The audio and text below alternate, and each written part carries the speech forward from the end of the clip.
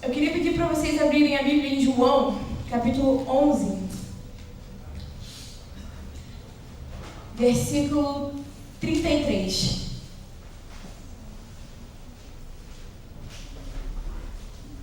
João 11, 33.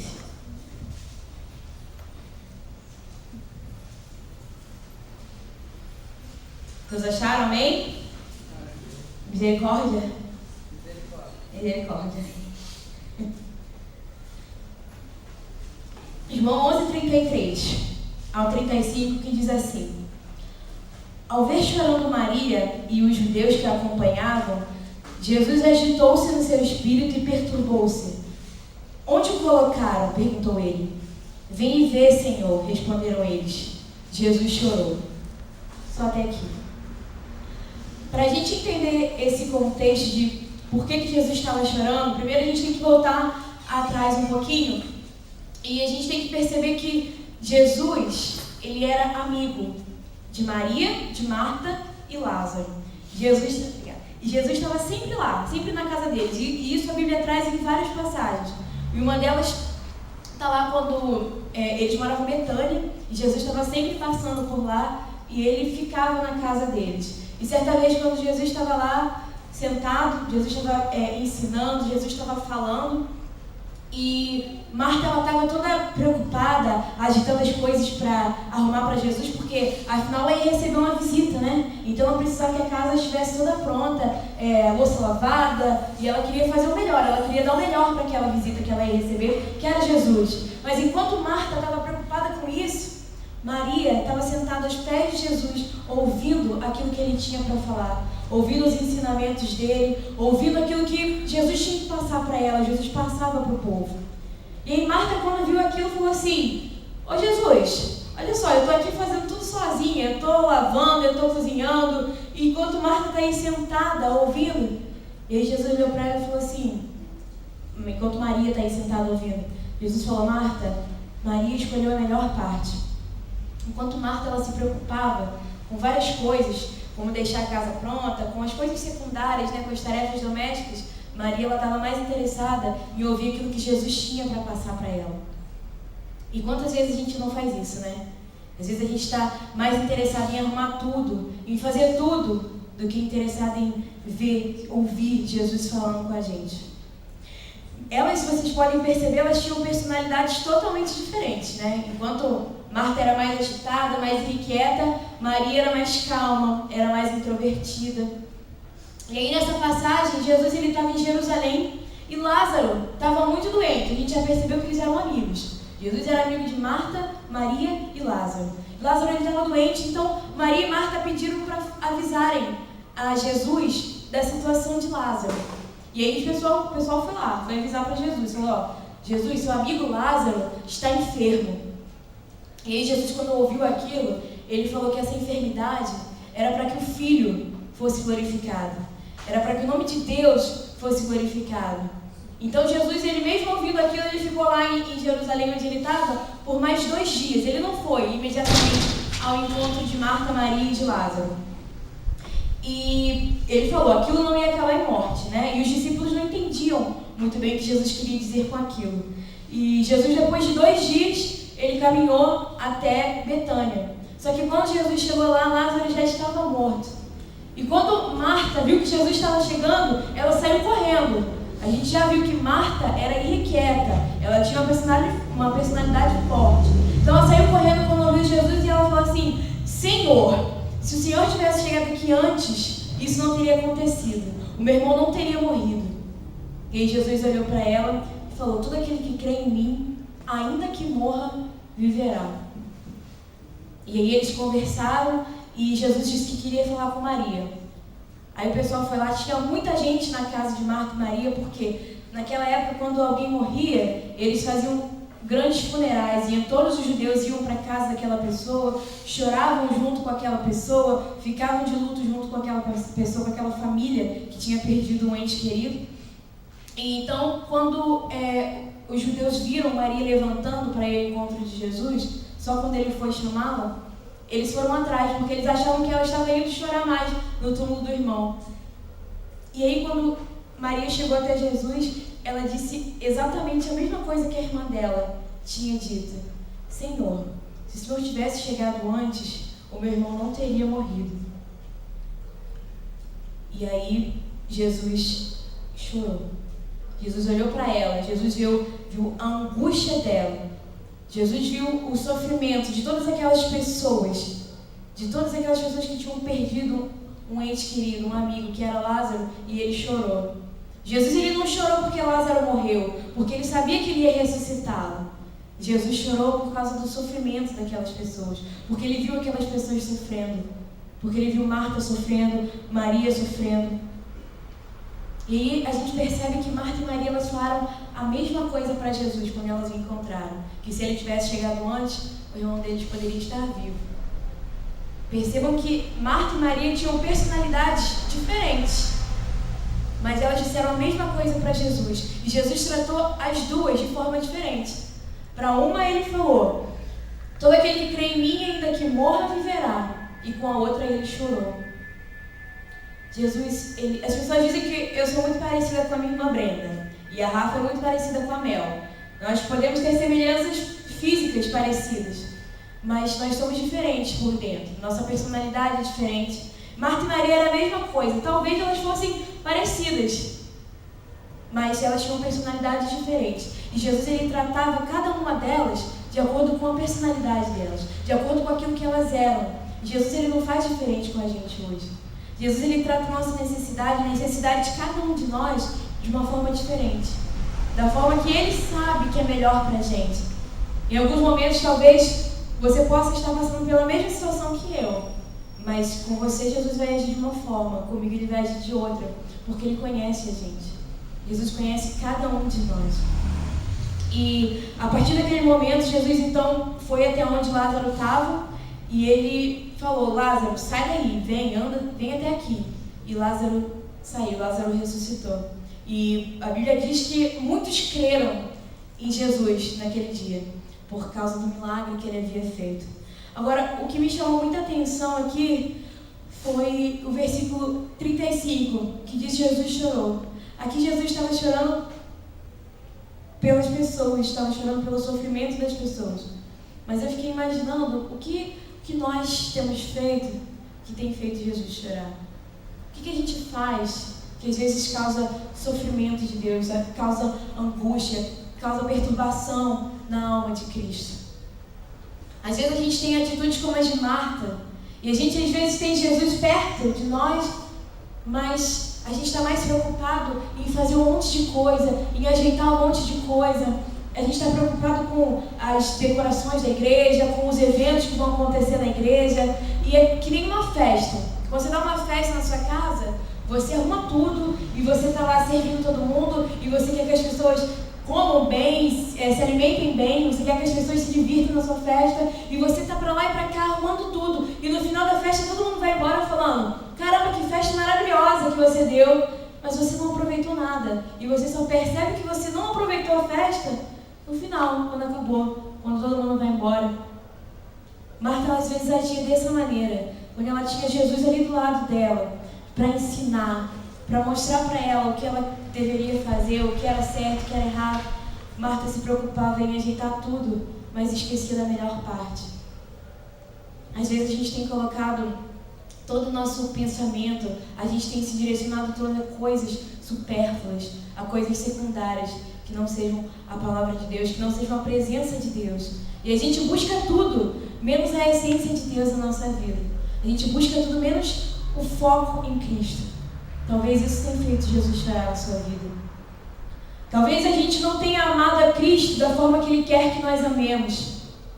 A Bíblia diz que Jesus estava conversando com Pedro e ele pergunta assim para Pedro: Pedro, tu me amas? E aí Pedro fala: sim, Senhor, eu te amo. E aí Jesus fala: apacenta as minhas ovelhas. E ele pergunta de novo: Pedro, tu me amas? E Pedro fala: sim, Jesus, eu te amo. Aí ele: então vai e apacenta as suas ovelhas. E pela terceira vez Jesus pergunta: Pedro, tu me amas? E aí Pedro já estava triste, né? Já estava: poxa, Senhor, eu já te disse que eu te amo. E aí Jesus diz: então vá e apacenta as minhas ovelhas.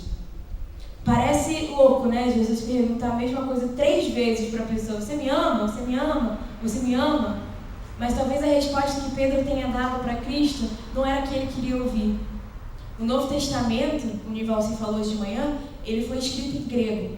E aí quando Jesus pergunta assim: Pedro, tu me amas? Na verdade, Jesus está perguntando: Pedro, tu me ágape?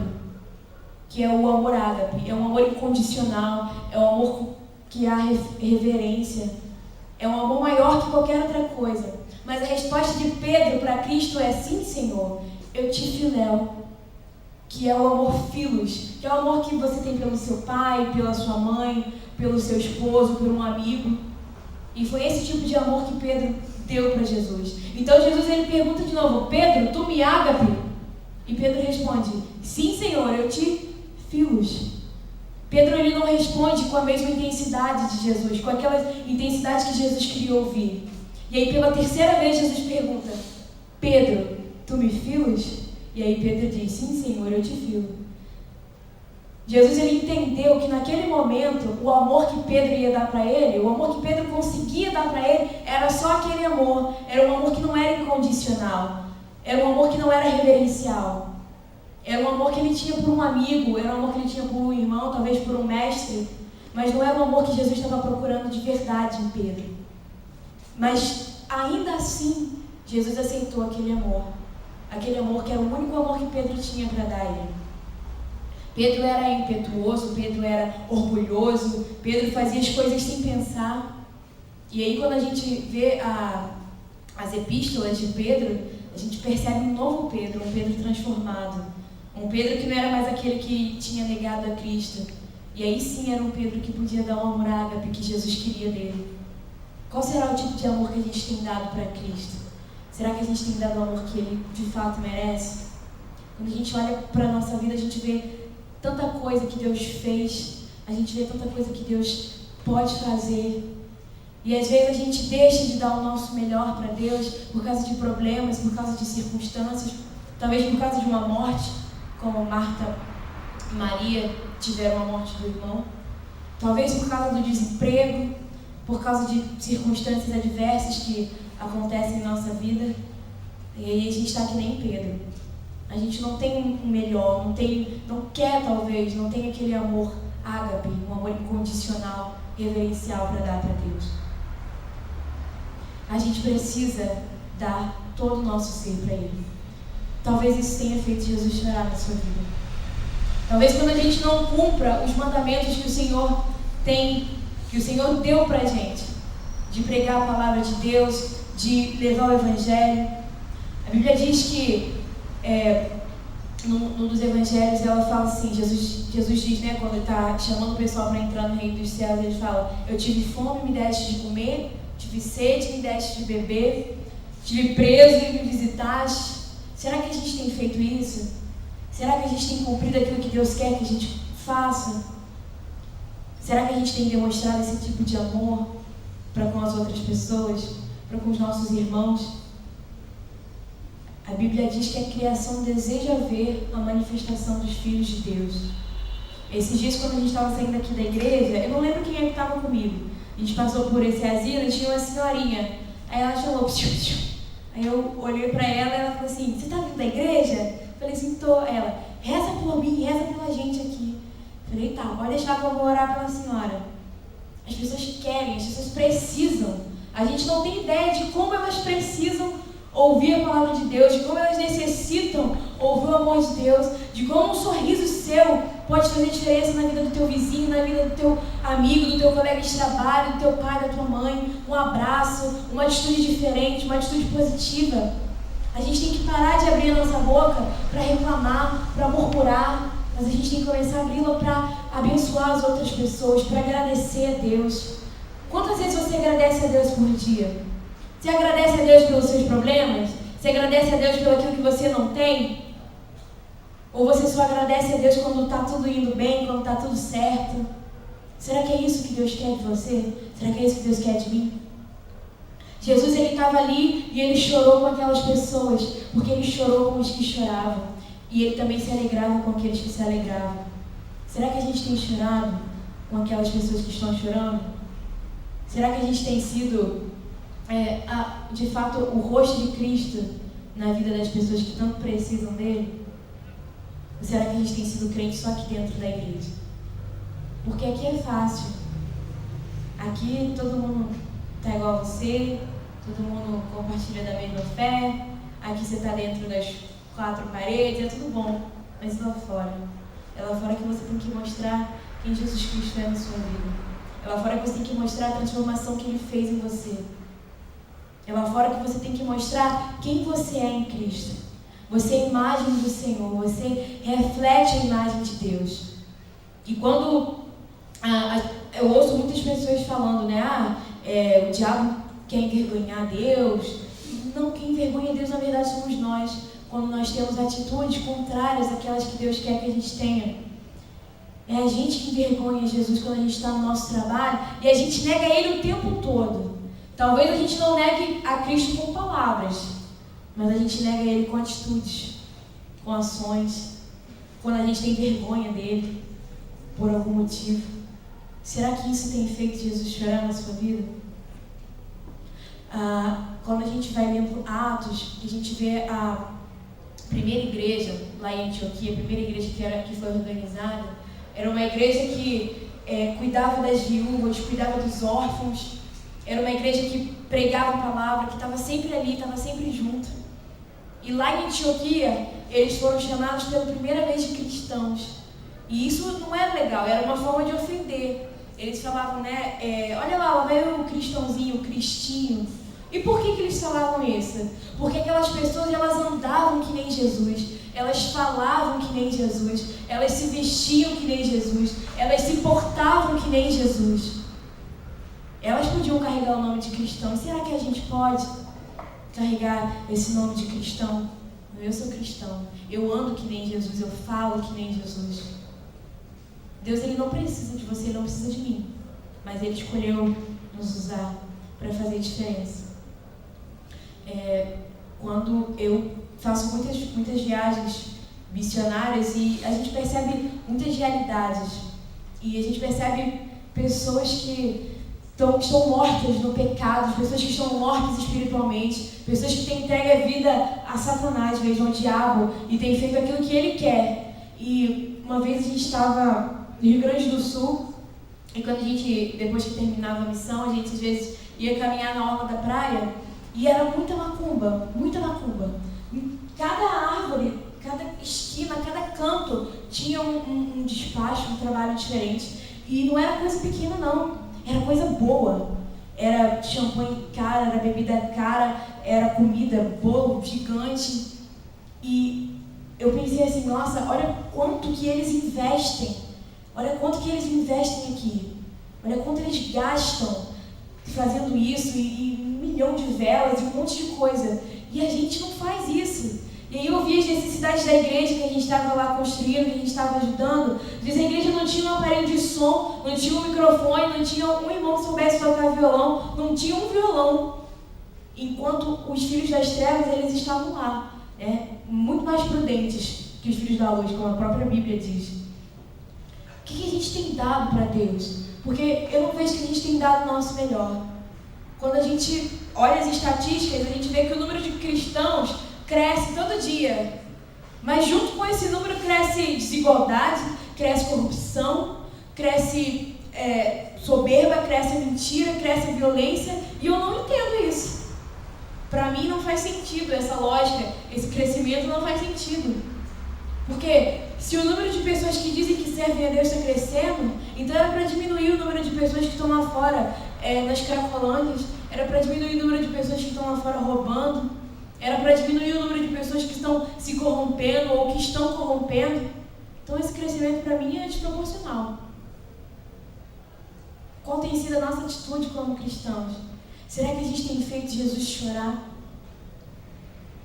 Deus, Ele quer muito mais da gente. E a gente pode dar muito mais para Ele. Deus, Ele quer o nosso coração por completo. Será que se Deus perguntasse para você hoje: ei, você me ama? Você me ama com um amor incondicional? Você me ama com um amor reverencial? Você me ama com um amor acima de qualquer amor? qual seria a nossa resposta hoje? Deus, Ele quer muito mais da gente.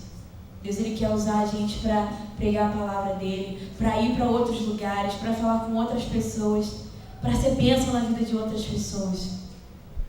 Porque a gente está brincando de ser crente, parece. Mas o diabo, ele não está brincando. Quando a gente olha lá fora, a gente vê todas essas coisas acontecendo, coisas ruins, desgraças. Claro que essas coisas têm que acontecer para que venha o reino de Deus, né? Isso é bíblico. Mas a gente pode amenizar isso, a gente pode acabar com o sofrimento de muita gente, a gente pode dar de comer para muita gente, a gente pode dar de vestir para muita gente, a gente pode investir a nossa vida, investir o nosso tempo na obra de Deus, fazendo aquilo que agrada a Deus.